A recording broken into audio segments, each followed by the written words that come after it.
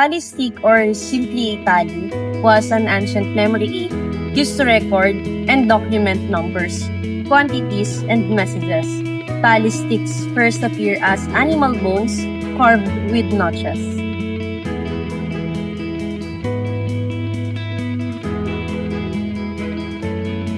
Single tally sticks were made pieces of bone, wood, ivory, or stones used mainly as memory aids similar to messenger sticks, knotted cords, or incantations.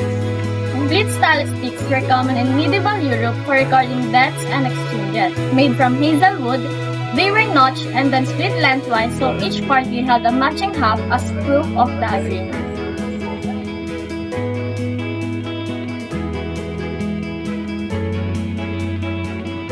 During the Upper Paleolithic, a notable example is the Ishanggupon. Historical reference is made by Pliny the Elder about the best wood to use for tallies, and by Marco Polo during 1254 to 1324, who mentions the use of the tally in China. Operation and usage.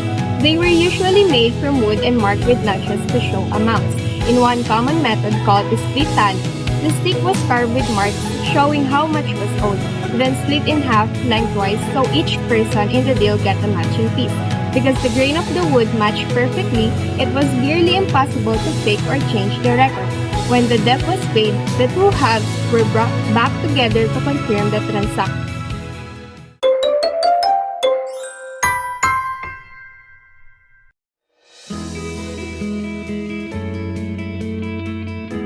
The word abacus comes from the Greek word abax, meaning flat surface, and it was adopted into Latin as abacus.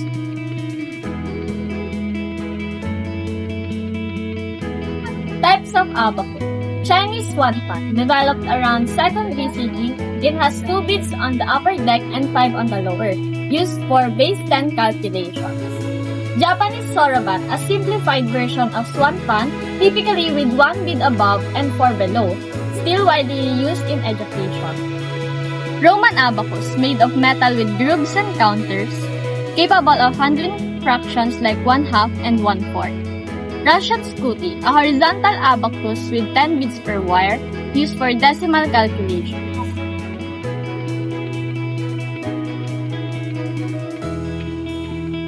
Purpose and functions. The abacus is a hand-operated calculating tool used for centuries across many civilizations. It consists of a frame with rods or wires, each strung with movable beads. These beads represent numerical values and are manipulated to perform arithmetic operations like addition, subtraction, multiplication, and division. In the past, it was essential for merchants, traders, and scholars to perform arithmetic operations.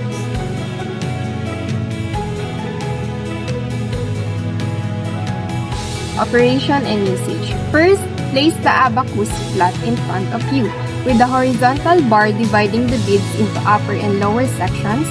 Each vertical rod represents a place value, starting from the right with ones, then tens, hundreds, and so on.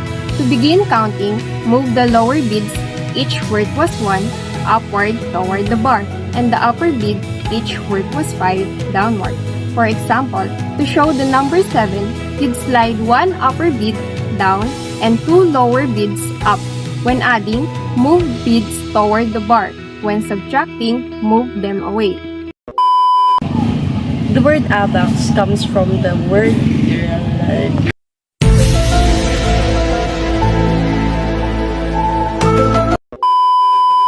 Split tally sticks were common in medieval Europe. Ulit!